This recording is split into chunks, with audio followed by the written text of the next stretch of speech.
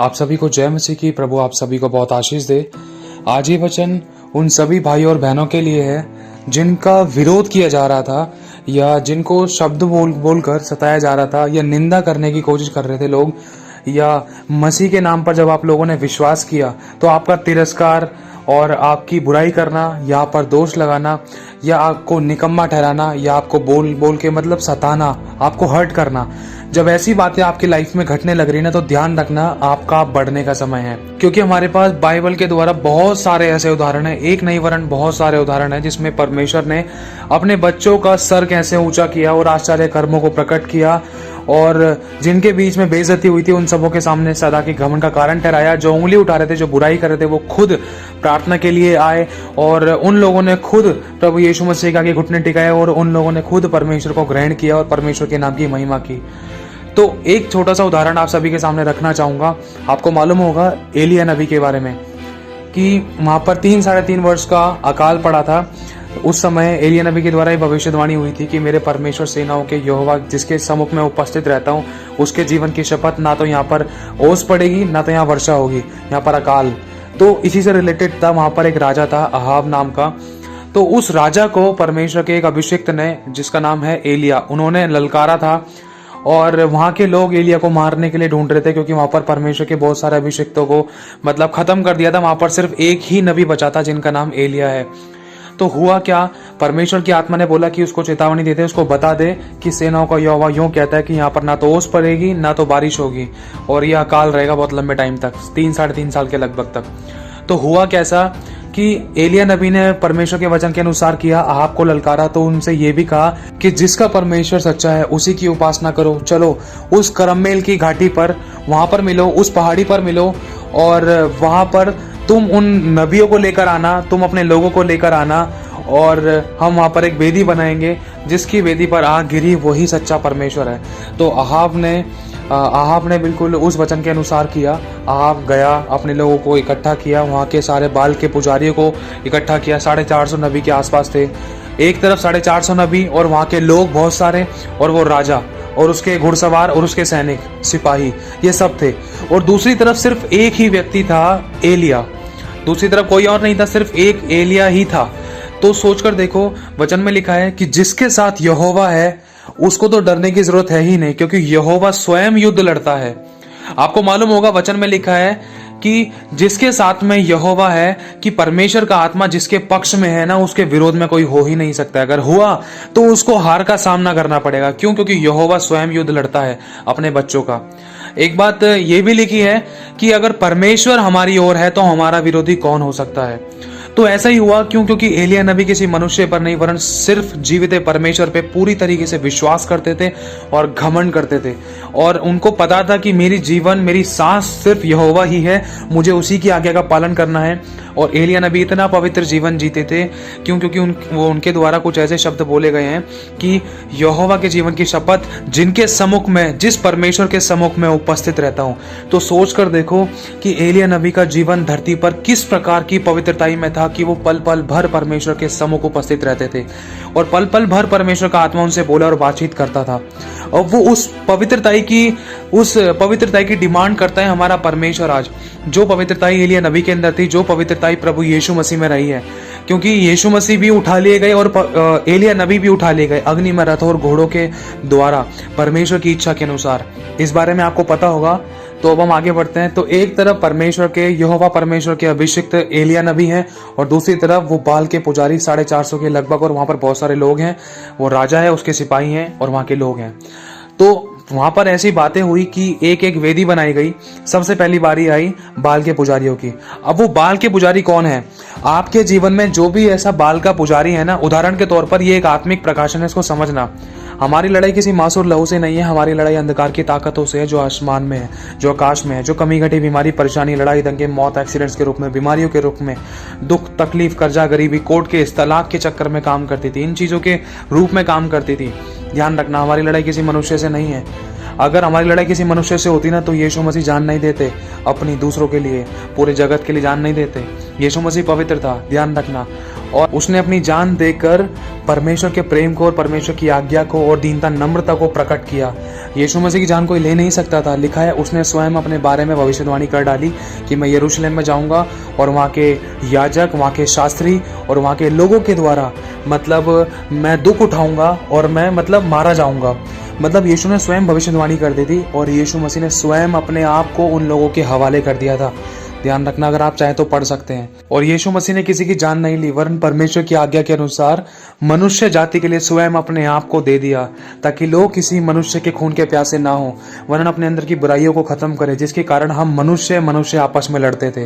प्रभु यीशु मसीह ने पवित्र होने के कारण और दीन और नम्र होने के कारण और एक अच्छा सच्चा एक हरे पवित्रता का जीवन जीने के कारण हमें ये प्रकट किया कि हाँ, परमेश्वर प्रेम है। परमेश्वर ने हमें प्रेम करना सिखाया, किसी से बैर करना, किसी से लड़ाई झगड़ा करना, किसी को मौत के घाट उतारना नहीं सिखाया। इसीलिए यीशु मसीह ने अपने जिस काम के लिए वो भेजे गए थे उस काम को यीशु मसीह ने पूरा किया। क्या कि परमेश्वर का प्रेम पूरे जगत पर प्रकट करना और लोगों के बीच में परमेश्वर का प्रेम काम करे। किसी प्रकार का कोई बैरभाव, कोई लड़ाई दंगा, कोई भी ऐसा मन मुटाव, कोई भी ऐसा शैतान का काम ना होने पाए और ना ही कोई मनुष्य करने पाए। तो अब हम जानेंगे कि वो बाल का पुजारी है कौन। बाल के पुजारी हमारे जीवन में है कौन। देखो, बाल के पुजारी वो हैं जो मसीह के विरोध में हैं। बाल के पुजारी वो हैं जो आपको प्रभु में बढ़ने से रोकते हैं, चाहे फैमिली वाले हैं, चाहे घर परिवार के हैं, चाहे अगल बगल आस पड़ोस के हैं, चाहे आपके जानने में हैं, चाहे कोई आपको नहीं जानते तब भी आपको ठेस पहुंचाने की कोशिश करते हैं। वो है बाल के पुजारी। मैं दोष नहीं लगा रहा किसी पे, लेकिन ये आत्मिक प्रकाशन है। हमारा मलयुद्ध किसी मनुष्य से नहीं है, हमारी लड़ाई किसी मनुष्य से नहीं है, ध्यान रखना, लेकिन ये आत्मिक प्रकाशन है। तो परमेश्वर का आत्मा इस चीज के अंदर आपको बताना चाहता है कि अगर आपका कोई भी विरोधी है, अगर कोई भी आपका किसी प्रकार से कोई भी विरोधी बन रहा है, या कोई भी आपका तिरस्कार करता है, या आपके परमेश्वर का तिरस्कार करता है, या आपको बुरा भला कहकर आपको ठेस पहुंचाता है, आपकी आंखों में आंसू लेकर आता है, या आपको यीशु पर विश्वास करने के कारण दिल दुखाता है कि तू तो धर्म बदल लिया, या तूने मसीह पर विश्वास कर लिया, तूने हमारे पूर्वजों को छोड़ दिया, तूने अपने माँ बाप बदल लिए, सो मुंह सो बातें। ध्यान रखना, शैतान इसी तरीके से टीस करता है, लेकिन वो लोग नहीं जानते हैं परमेश्वर उनसे भी प्रेम करता है। लेकिन अभी उन्होंने फल को देखा है, सिर्फ उन्होंने फल का स्वाद नहीं चखा है। लेकिन आप लोग चख चुके हो। उन्होंने इसीलिए नहीं चखा है क्योंकि वो अभी भी भ्रम में है और अंधविश्वास में है। कैसे कि जो लोग कहते हैं ना, उन्हीं बातों पर उनका मन उछल आता है, उन्हीं बातों पर वो विश्वास करने लग जाते हैं। जैसे उदाहरण के तौर पर अब सामने एक फल लटका हुआ है, जैसे कि आपको बताया, वो फल कौन है? यीशु मसीह, परमेश्वर का वचन है। अब वो फल लटका हुआ है, 4 लोगों ने कह दिया उनके सामने कि भाई ये कच्चा है, 4 ने कह दिया कड़वा है, 4 ने कह दिया खट्टा है, 4 ने कह दिया मीठा है, 4 ने कह दिया गला हुआ है। तो जब तक वो लोग स्वयं अपनी इच्छा के अनुसार जब तक उस फल को खाकर चखेंगे नहीं ना, तब तक उन लोगों को नहीं पता चलेगा कि वो यीशु मसीह सच्चा परमेश्वर है कौन। लोग तो कहते हैं ना, सबसे बड़ा रोग क्या कहेंगे लोगों का काम है कहना, वो कहकर निकल जाते हैं। और दूसरों के चक्कर में इंसान दूसरों पर विश्वास करके अपनी आती हुई आशीषों को, बरकतों को, उद्धार को, ब्लेसिंग्स को खो देता है। और तो अब हम जानेंगे कि वो बाल का पुजारी है कौन। बाल के पुजारी हमारे जीवन में है कौन। देखो, बाल के पुजारी वो हैं जो मसीह के विरोध में हैं। बाल के पुजारी वो हैं जो आपको प्रभु में बढ़ने से रोकते हैं, चाहे फैमिली वाले हैं, चाहे घर परिवार के हैं, चाहे अगल बगल आस पड़ोस के हैं, चाहे आपके जानने में हैं, चाहे कोई आपको नहीं जानते तब भी आपको ठेस पहुंचाने की कोशिश करते हैं। वो है बाल के पुजारी। मैं दोष नहीं लगा रहा किसी पे, लेकिन ये आत्मिक प्रकाशन है। हमारा मलयुद्ध किसी मनुष्य से नहीं है, हमारी लड़ाई किसी मनुष्य से नहीं है, ध्यान रखना, लेकिन ये आत्मिक प्रकाशन है। तो परमेश्वर का आत्मा इस चीज के अंदर आपको बताना चाहता है कि अगर आपका कोई भी विरोधी है, अगर कोई भी आपका किसी प्रकार से कोई भी विरोधी बन रहा है, या कोई भी आपका तिरस्कार करता है, या आपके परमेश्वर का तिरस्कार करता है, या आपको बुरा भला कहकर आपको ठेस पहुंचाता है, आपकी आंखों में आंसू लेकर आता है, या आपको यीशु पर विश्वास करने के कारण दिल दुखाता है कि तू तो धर्म बदल लिया, या तूने मसीह पर विश्वास कर लिया, तूने हमारे पूर्वजों को छोड़ दिया, तूने अपने माँ बाप बदल लिए, सो मुंह सो बातें। ध्यान रखना, शैतान इसी तरीके से टीस करता है, लेकिन वो लोग नहीं जानते हैं परमेश्वर उनसे भी प्रेम करता है। लेकिन अभी उन्होंने फल को देखा है, सिर्फ उन्होंने फल का स्वाद नहीं चखा है। लेकिन आप लोग चख चुके हो। उन्होंने क्यों नहीं चखा है? उन्होंने इसीलिए नहीं चखा है क्योंकि वो अभी भी भ्रम में है और अंधविश्वास में है। कैसे कि जो लोग कहते हैं ना, उन्हीं बातों पर उनका मन उछल आता है, उन्हीं बातों पर वो विश्वास करने लग जाते हैं। जैसे उदाहरण के तौर पर अब सामने एक फल लटका हुआ है, जैसे कि आपको बताया, वो फल कौन है? यीशु मसीह, परमेश्वर का वचन है। अब वो फल लटका हुआ है, 4 लोगों ने कह दिया उनके सामने कि भाई ये कच्चा है, 4 ने कह दिया कड़वा है, 4 ने कह दिया खट्टा है, 4 ने कह दिया मीठा है, 4 ने कह दिया गला हुआ है। तो जब तक वो लोग स्वयं अपनी इच्छा के अनुसार जब तक उस फल को खाकर चखेंगे नहीं ना, तब तक उन लोगों को नहीं पता चलेगा कि वो यीशु मसीह सच्चा परमेश्वर है कौन। लोग तो कहते हैं ना, सबसे बड़ा रोग क्या कहेंगे लोग, लोगों का काम है कहना, वो कहकर निकल जाते हैं। और दूसरों के चक्कर में इंसान दूसरों पर विश्वास करके अपनी आती हुई आशीषों को, बरकतों को, उद्धार को, ब्लेसिंग्स को खो देता है। तो जब वो इंसान जो अच्छे से उस फल का चुनाव नहीं कर पाया था, दूसरों की बातों पर ध्यान लगा लेता, जब वो इंसान दुख और समस्या में, बीमारी या परेशानी में पड़ता है ना, तो जो उसके लोग थे ना साथ में उसको एडवाइस देने वाले कि भाई इस फल को मत खा, तो वो लोग भी उसकी मदद नहीं करते, वो उस समय भी अकेला रह जाता है। क्योंकि ऐसे कामों में ना इंसान खड़ा रहता है, लेकिन जब किसी की मदद चाहिए होती है ना, जब सब अपने लोगों से भी मुंह फेर लेते हैं। तो यही चीज है। तो हुआ क्या कि जो परमेश्वर के लोग हैं ना, परमेश्वर के लोग हैं, जो उनके विरोध में जो भी लोग किसी भी तरीके से आपको ठेस पहुंचा रहे हैं, अगर मेरे भाई और बहनों आप यीशु मसीह पर विश्वास करते हो, किसी भी तरीके से अगर आपके ऊपर कोई उंगली उठा रहा है या दोष लगा रहा है या बुराई कर रहा है या आपको निंदा करने के लिए कह रहा है या आपको कह रहा है कि यीशु को छोड़ दो, या फिर आपको बपतिस्मा लेने से मना कर रहे हैं या चर्च जाने से मना कर रहे हैं, आराधना प्रार्थना करने से मना कर रहे हैं, ध्यान रखना आने वाले टाइम में वो खुद घुटने टिकाएंगे। इस बात की भविष्यवाणी करता हूं, क्योंकि ऐसा हमारे साथ हुआ है। मैंने इस बात का अनुभव अपनी जिंदगी में लिया है, मेरी वाइफ ने लिया है, हमारी फैमिली मेंबर्स ने लिया है, और आज तक इन बातों का अनुभव ले रहे हैं। सिर्फ किस कारण? सिर्फ उन लोगों को माफ करने के कारण, प्रेम करने के कारण, उनके लिए प्रार्थना करने के कारण, उनसे लड़ने भिड़ने के कारण नहीं, उनसे उनका विरोध करने के कारण नहीं, सिर्फ माफ करना, दीनता, नम्रता, प्रेम दिखाना, जैसे को तैसा करने के कारण नहीं। ध्यान रखना, हमें प्रेम दिखाना है। तो क्या हुआ, जब एलिया नबी के सामने, जब वो दूसरे लोग थे जो बाल के पुजारी थे, उन्होंने वेदी बनाई, अपने बाल देवता को पुकारने लगे, हे बाल उतर आ, आज इन लोगों को बता दे, आज ये एलिया भी जानने पाए, यहाँ के सब लोग जानने पाए कि तू ही सच्चा परमेश्वर है। तो वो बाल को पुकारते रहे, उन्होंने वेदी बना दी, उसके ऊपर होम बलि रख दी, चिल्लाते रहे। कई घंटे बीत गए, यहाँ तक कि एलिया ने बोला, अरे कहाँ गया तुम्हारा बाल, कहाँ गया तुम्हारा देवता? अगर होता तो उतर कर आता ना, क्या पता कहीं घूमने गया होगा, क्या पता सो रहा होगा।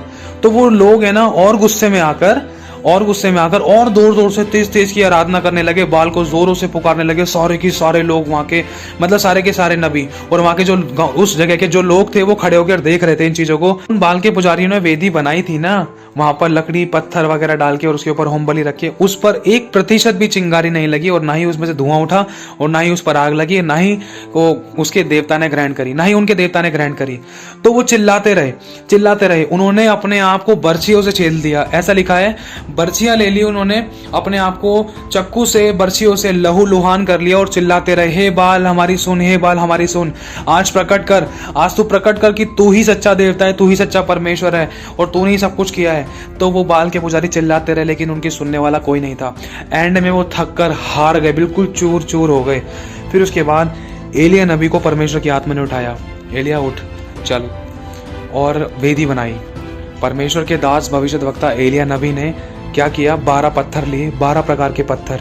आपको मालूम है 12 प्रकार के पत्थर क्या है? अगर इस बात का प्रकाशन हम जानने की कोशिश करें, बहुत कुछ हो सकता है, लेकिन जो परमेश्वर की आत्मा ने सिखाया वो बताना चाहता हूँ। सबसे पहला प्रेम बलिदान को दर्शाता है। प्रेम, आनंद, शांति, धीरज, कृपा, भलाई, विश्वास, नम्रता और संयम। ये तो 9 प्रकार के पत्थर हो गए। और बचे हुए आगे के, इसमें एक और है जिसे कहते हैं भय, जो परमेश्वर का भय मानता है ना। परमेश्वर का भय मानना क्या है? बुराई से बैर करना, परमेश्वर का भय। और इसमें दीनता, नम्रता के साथ अपने आप को जीरो करने के साथ साथ, मतलब ये तो पूरे 10 हो गए। 10वां क्या है? परमेश्वर का भय। और 11वां है बिल्कुल अपने आप को जीरो कर लेना, शून्य कर लेना। प्रभु I am a biggest failure, मुझसे कुछ भी नहीं बन पड़ा, करने वाला तो ही है। अपने आप को जीरो कर लेना हर बात में, हर काम में, और अपने जीवन से प्रभु को ऊंचा उठाना।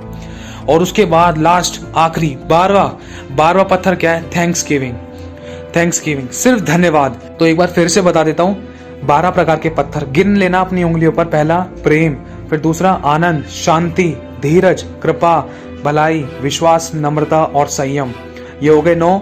और 10वां है परमेश्वर का भय मानना। भय मानने का मतलब आपको मालूम होगा, बुराई से बैर करता है जो, वो परमेश्वर का भय मानता है।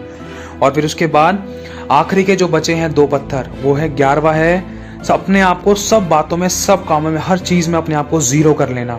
जो अपने आप को जीरो कर लेता है कि प्रभु मुझसे नहीं बन पड़ा, मैं तो कुछ नहीं हूं, मैं कुछ नहीं कर सकता, मैं बिगेस्ट फेलियर, ना मुझे आता, मैं अगर तेरी दया ना होती तो मैं तो बोल भी नहीं सकता था, मैं तो सुन भी नहीं सकता था, मैं तो सांस भी नहीं ले सकता था, मैं तो कुछ कर भी नहीं सकता था। प्रभु प्रार्थना सुनने वाला, चमत्कार करने वाला, सब कुछ तू है। अगर अपने आप को जीरो कर लिया तो ध्यान रखना, इसे ही कहते हैं नम्रता, बिल्कुल जीरो कर लेना। यह है 11वां पत्थर जो एलिया नबी ने अपने आप को किया। और 12वां पत्थर है धन्यवाद। लिखा है परमेश्वर धन्यवाद से प्रसन्न होता है और अपनी बात के माने जाने से प्रसन्न होता है। तो ये 12 प्रकार के पत्थर है। उन्होंने 12 पत्थरों को इकट्ठा किया, 12 पत्थर लगाए, उनके ऊपर उन्होंने लकड़ी रखी। लकड़ी रखने के बाद उन्होंने उसके ऊपर होम बलि रखी। होम बलि रखने के बाद उन्होंने उसके ऊपर पानी डाला। पानी क्या दिखाता है? पवित्र आत्मा के जल को दिखाता है, पवित्रताई को दिखाता है और होलीनेस को दिखाता है, एक ट्रांसपेरेंसी को दिखाता है, मतलब पारदर्शी रिश्ते को दिखाता है। पानी, ध्यान रखना, पानी में से हम आर पार देख सकते हैं, जो साफ पानी है उसी में से देख पाएंगे। तो पानी उस होम बलि पर डाला गया। तो वहाँ के लोग हंस रहे थे, वहाँ के लोग हंस रहे थे, बाल के पुजारी हंस रहे थे, वहाँ का राजा हंस रहा था। आज अगर आपकी प्रार्थना में अगर लगता है ना कि आपकी प्रार्थना नहीं सुनी जा रही और लोगों ने मजाक उड़ाया है और आपकी प्रार्थना आपने तो कर तो दी है, लेकिन आपको लगता है कि आपकी प्रार्थना परमेश्वर तक नहीं पहुंची या परमेश्वर ने नहीं सुनी है या आपकी बेइज्जती हो गई है या आपका लोग मजाक उड़ा रहे हैं, अरे तेरी प्रार्थना से कुछ नहीं हुआ, सो मुँह सो बात है, किसी भी तरीके से आपका तिरस्कार कर रहे हैं ना, वहाँ पर लोग है ना बहुत हंस रहे थे। वो हैरान हो रहे थे, अरे अब तो इस पे आग लगी नहीं सकती है। क्यों? क्योंकि भाई एलिया नबी ने ये जो काम किया है ना, पानी डालकर इस बेदी पर लकड़ियों को भी गीला कर दिया, अब तो इस पर आग लगेगी ही नहीं। हमारी बेदी को तो चलो कोई बात नहीं, अब तो इसकी 1000% की गारंटी है, अब तो इस पर आग लगी नहीं सकती क्योंकि इस पर तो पानी डाल दिया। वहां के लोग हंस रहे थे, मजाक उड़ा रहे थे, लेकिन यहोवा ध्यान धर के उनकी बातों को, उनके शब्दों को सुन रहा था। लेकिन दूसरी तरफ एलिया नबी का विश्वास इतना मजबूत था, उन्होंने जानबूझकर पानी डाला था ताकि परमेश्वर की महिमा और अद्भुत तरीके से प्रकट हो, ताकि जो ये मजाक उड़ा रहे हैं ना, ताकि इनकी जुबान, इनके शब्द इन्हीं को इस तरीके से दोष लगा दें, इसी तरीके से मतलब इनकी जुबान इन्हीं के मुख के द्वारा बंद हो जाए। कहने का मतलब ये खुद अपने मन के अंदर ही इनका मन इनको दोषी ठहरा दे, अरे हम तो गलत थे, इनको बोलना भी ना पड़े, मतलब एलिया नबी को कुछ एक शब्द भी ना बोलना पड़े इनकी बुराई करने के लिए या परमेश्वर को भला दिखाने के लिए, वरन ये खुद अपनी आंखों से ही इनको इनकी प्रश्नों का, इनको उनकी बातों का, इनको उनके अत्याचार का उत्तर मिल जाए। और ऐसा ही हुआ। एलिया नबी चुप रहा दीनता नम्रता के साथ और वो खुदावंत के सामने गए, पास गए। मेरे भाइयों और बहनों, अगर आज जो भी व्यक्ति आपको इस तरीके से किसी प्रकार से आपको ठेस पहुंचाता है या आपके साथ गलत बर्ताव कर रहा है, आप सहन कर रहे हो, ध्यान रखना, आपका सहन करना, आप मजबूत हो रहे हो, परमेश्वर आपको मजबूत कर रहा है। लेकिन एक दिन ऐसा भी आएगा जिसमें परमेश्वर आपके जीवन में अपने आप को स्वयं प्रकट करेगा और सदा के घमंड का कारण ठहराएगा। जो गुप्त में परमेश्वर की हुजूरी में आपने किया है ना, जो आंसू बहाए हैं, परमेश्वर आपको चौड़े में उत्तर देने जा रहा है। ऐसे लोग चारों दिशाओं से आपके पास आएंगे और वो खुद प्रार्थना कराएंगे और परमेश्वर की महिमा को देखेंगे और सेनाओं के यहोवा के दासों का यही भाग होगा और परमेश्वर ही के कारण आप लोग धर्मी ठहरोगे। क्योंकि लिखा है कि जितने हथियार तेरी हानि के लिए बनाए जाएं उन सबों से तू जीत जाएगा, उसमें से कोई भी हथियार तुझ पर सफल नहीं होगा। वचन में साफ लिखा है, चाहे किसी भी प्रकार का, चाहे कोई शब्दों का, चाहे बीमारी का जो भी हथियार था आपके विरुद्ध में, कोई भी हथियार परमेश्वर सफल नहीं होने देगा। और साफ लिखा है, जितने लोग मुद्दई होकर तुझ पर नालिश करें उन सबों से तू जीत जाएगी, उन सबों से तू जीत जाएगा और सेनाओं के यहोवा के दासों का यही भाग होगा और यहोवा ही के कारण हम धर्मी ठहरेंगे। अब सोच कर देखो, आपने जो आंसू बहाए हैं, गुप्त में बहाए या प्रभु पर विश्वास करके पकड़े हुए हो, चाहे चमत्कार नहीं हो रहा लाइफ में, चाहे कोई ट्रांसफॉर्मेशन नहीं दिख रही, चाहे बदलाव नहीं दिख रहा, लेकिन फिर भी प्रभु को पकड़ के रखे हो, ध्यान रखना, जिन लोगों ने तिरस्कार किया है उन लोगों को मुंह तोड़ जवाब आपके जीवन में चमत्कारों के द्वारा मिलेगा।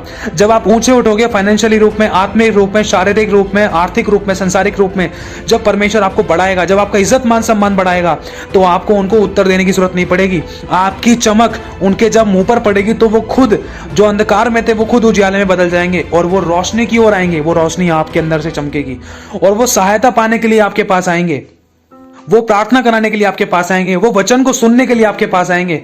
ध्यान रखना, परमेश्वर यहोवा स्वयं आपके ऊपर उदय होगा और उसका वचन कहता है कि उठ प्रकाशमान हो क्योंकि तेरा प्रकाश आ गया है और यहोवा का तेज तेरे ऊपर उदय हुआ है। देख, जाति जाति पर तो घोर अंधकार छाया हुआ है, लेकिन यहोवा तुझ पर उदय होगा। तो अब ये बिल्कुल भी डरने और घबराने का समय नहीं है, बस हिया बांध और दृढ़ हो जा, भय ना खा, तेरा मन कच्चा ना हो क्योंकि यहोवा तेरे संग है। बहुत ऊंचाई से उठाने पर है मेरी बहन आपको परमेश्वर, बहुत ऊंचाई से परमेश्वर आपको आगे लेकर जाएगा मेरे भाई। बस दीनता से उसके हाथ के नीचे, धीरजमंत, बिल्कुल संयम के साथ उसके हाथ के नीचे बने रहो और पवित्रताई का जीवन जियो और बुराई से बैर करो।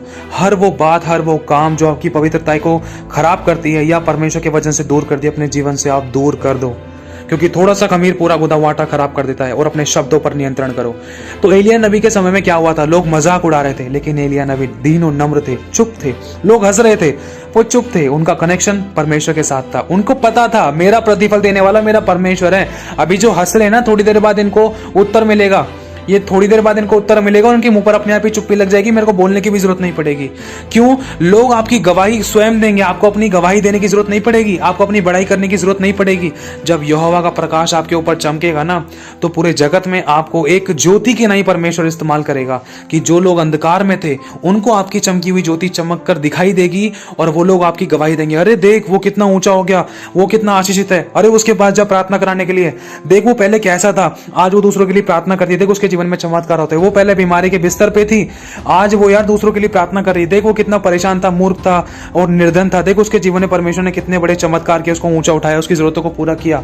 वो आश्चर्य कर्म कर रहा है, वो प्रार्थना ही कर रहा है, वो पास्टर बन गया, वो अभिषिक्त बन गया, वो परमेश्वर की सेवा कर रही है। लोग खुद गवाही देंगे, आपको जाने की जरूरत नहीं पड़ेगी लोगों के पास कि हाँ भाई मैंने ये कर लिया, मैंने वो कर लिया। तो कुछ ऐसा ही हुआ कि जब ये सब बातें हो रही थी ना एलिया नबी के विरुद्ध में, तो एलिया नबी चुप थे। और पता है उन्होंने पास जाकर लिखा है, अगर आप पढ़ना चाहो, पहला राजा उसका 18वां अध्याय और उसकी 36वीं आयत में लिखा है, फिर भेंट चढ़ाने के समय एलिया नबी समीप जाकर कहने लगा, हे अब्राहम।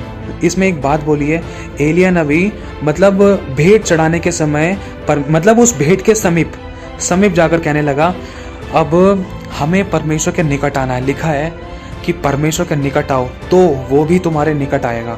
ऐसे टाइम पर है ना, ये जो शब्द होते हैं जो बुराई के शब्द है, जैसे बाल के पुजारी एलिया नबी की बुराई कर रहे थे, ऐसे ऐसे शब्द है ना, अगर आपको तोड़ रहे थे तो आपको उन लोगों को जवाब देने के लिए नहीं जाना है, उन लोगों के पास मतलब भटकने नहीं जाना है, या उनको उत्तर देने नहीं जाना है। और ध्यान रखना, कुछ ऐसे शब्द भी हैं जो आपको परमेश्वर के वचन से दूर कर रहे हैं, या परमेश्वर के वचन से दूर लेकर जा रहे हैं, या बपतिस्मे से दूर लेकर जा रहे हैं, या यीशु पर विश्वास करने से इनकार कर रहे हैं। ध्यान रखना, ये कुछ ऐसे शब्द हैं, आपको उनको सुनकर अनसुनी करना है, लेकिन आपको हर एक परिस्थिति में परमेश्वर के समीप जाना है।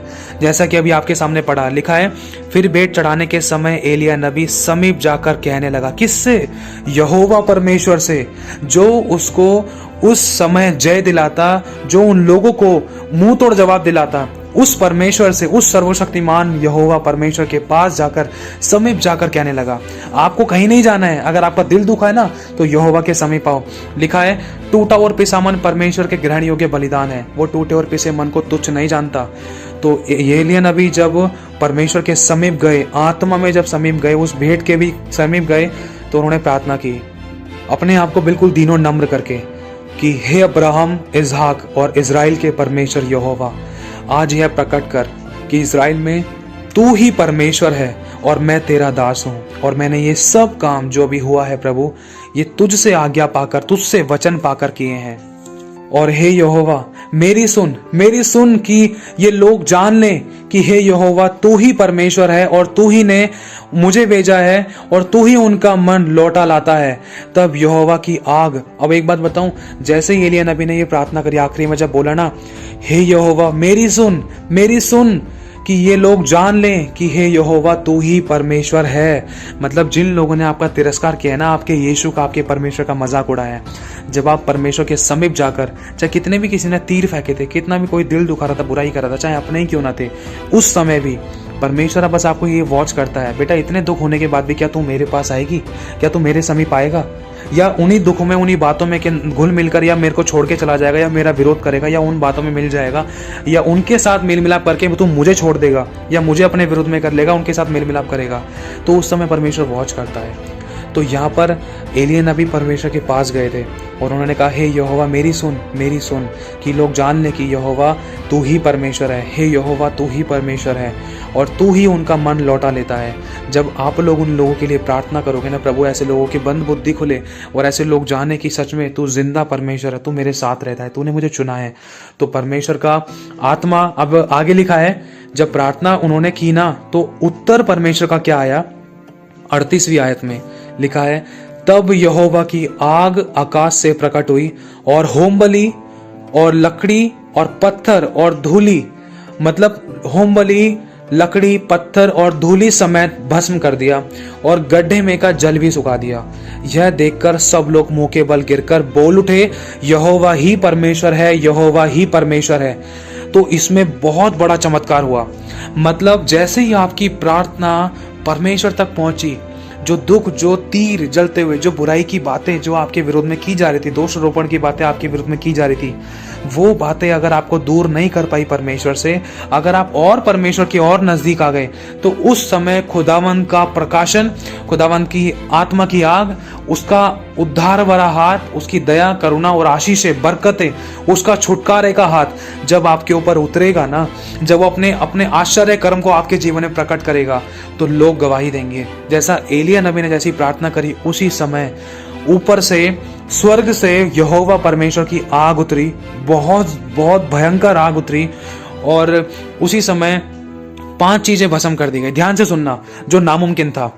सबसे पहली बात है होम बलि, दूसरा लकड़ी जो गीली थी, तीसरा पत्थर का भी भस्म हो सकता है, लेकिन वहां बाइबल में लिखा है पत्थर तक भस्म हो गया, क्योंकि परमेश्वर का वचन पत्थर को भी फाड़ डालता है। लिखा है उसका वचन आग भी है और हथौड़ा भी है, उसका वचन हर एक 2 धारी तलवार से भी ज्यादा चौका है, तो जो गांठ और गूदे को आर पार छेद देता है। अब सोच कर देखो, जहां मनुष्य या डॉक्टर नहीं जा सकता, वहां परमेश्वर का वचन जाकर काम करता है। तो ये 3 चीज, पहला गीली होम बलि जो गीली हो गई थी, दूसरा लकड़ियां, गीली लकड़ी नहीं जल सकती है ऑन द स्पॉट, जलकर भस्म नहीं हो सकती, गायब नहीं हो सकती है, ठीक है, और तीसरा वहां की धूली, ठीक है, और चौथा है मतलब धूल भी जो मतलब गीली, जो मतलब हल्की फुल्की मट्टी का चूरा ये कह सकते हैं, या किस दूसरी प्रकार की कोई धूली होगी, लेकिन वो भी गीली थी। क्यों? क्योंकि वहां पर पानी डाल दिया था। ठीक है, 3 ये हो गई। चौथा, वहां के जो पत्थर थे, सोचो पत्थर भी कभी भस्म हो सकता है, पत्थर, ठीक है, और 5वां वो पानी जो गड्ढे में का जल था ना, लिखा है गड्ढे में का जल भी सुखा दिया। सोचो खुदावंद के जब आश्चर्य कर्म प्रकट हुए तो लोगों की बंद बुद्धियां खुल गई, उनकी आंखें फटी की फटी रह गई। अरे इन्हीं का सच्चा परमेश्वर है, देख इनके सच्चे परमेश्वर ने आश्चर्य कर्म कर दिया। लेकिन उन बाल के पुजारी की वेदी पर एक छोटी सी चिंगारी भी नहीं जली थी। लेकिन जब एलिया नबी ने प्रार्थना करी, उनका विरोध ना करके, उनकी बुराई ना करके, वरन जब परमेश्वर के समीप गए, जब वो लोग मजाक उड़ा रहे थे, बुराई कर रहे थे, या किसी भी तरीके से हंसी मजाक कर रहे थे एलिया नबी के बारे में या वेदी के बारे में, तो एलिया नबी उस समय परमेश्वर के साथ कनेक्ट थे और समीप हो गए थे। कहते हैं ना कि दुनिया की दर की ठोकरों ने हमें यीशु के दर पे ला दिया। अगर हम यीशु के दर पर आ गए ना, अगर यीशु के दर पे आने के बाद भी अगर आपको लग रहे हैं तीर, तो उस समय आपको यीशु को नहीं छोड़ना है। यही तो एक तरीके से टेस्ट का टाइम है। अगर इस समय भी आप यीशु को पकड़ कर रखते तो ध्यान रखना, खुदावंद की आग बरसने में, आश्चर्य कर्म बरसने में, उसके चमत्कार को बरसने में आपके जीवन में देर नहीं है, ये आपके हाथों में है। ठीक है, तो हुआ क्या, जैसे ही एलिया नबी ने प्रार्थना करी, आग गिरी और परमेश्वर ने इन 5 चीजों को भस्म कर दिया। और जो बुराई कर रहे थे, जो बाल के पुजारी थे, जो वहां का राजा था, इन सब चीजों को देखकर हैरान हो गए। वहां के सभी लोगों के घुटने टिके। उन सभी लोगों ने बोला कि यहोवा ही परमेश्वर है, यहोवा ही परमेश्वर है। मतलब जो लोग आपकी बुराई कर रहे थे ना, वो खुद बोलने पाएंगे कि भाई तेरा ही सच्चा परमेश्वर है, यहोवा ही परमेश्वर है, यीशु ही परमेश्वर है। कब? जब आप प्रभु में बने रहोगे। अगर आप उन लोगों की, अपने विरोधियों की बातों को सुनकर अगर आप प्रभु को छोड़ दोगे, तो ना तो आपके जीवन में चमत्कार हो सकता और ना तो वो लोग चमत्कार को देख सकते। तो यही चीज है, इसमें आपको बने रहना जरूरी है। लेकिन ध्यान रखना, परमेश्वर के घर में देर है अंधेर नहीं, वो काम जरूर करेगा। और आपकी एक एक प्रार्थनाएं, चाहे आप भूल जाओ, परमेश्वर नहीं भूल सकता। उसने कहा है जिस समय तूने मुझे पुकारा उसी समय मैंने तेरी सुन ली। लेकिन जब प्रार्थना का उत्तर नहीं मिल रहा है ना, सबसे पहली बात धीरज धरो। दूसरा, अपने आप को जांचो, कहीं मेरी गलती से तो नहीं है। अगर परमेश्वर धीरज धरवाने के लिए कर रहा है, अगर आपको धीरज धरना है, अगर प्रार्थना का उत्तर नहीं मिल रहा है, या आप चंगे जल्दी नहीं हो पा रहे हो, या आपके जीवन में आश्चर्य कर्म नहीं हो रहा है, या आप चमत्कार नहीं पा रहे हो बहुत लंबे टाइम से, या आपने कुछ अपनी लाइफ में बदलाव नहीं देखा है, तो धीरज से पकड़ कर उसकी बाट जोते रहो। ध्यान रखना, आपके लिए बहुत बड़ी ब्लेसिंग, एक उत्तम थाली तैयार हो रही है। उत्तम थाली तैयार हो रही है, उसमें बहुत कई प्रकार की वैरायटियां डाली जा रही हैं कि आपको किस प्रकार से परमेश्वर आशीषित करे। आपको धीरज धरना है, क्योंकि लिखा है धीरज से उसकी बाट जोते रहो।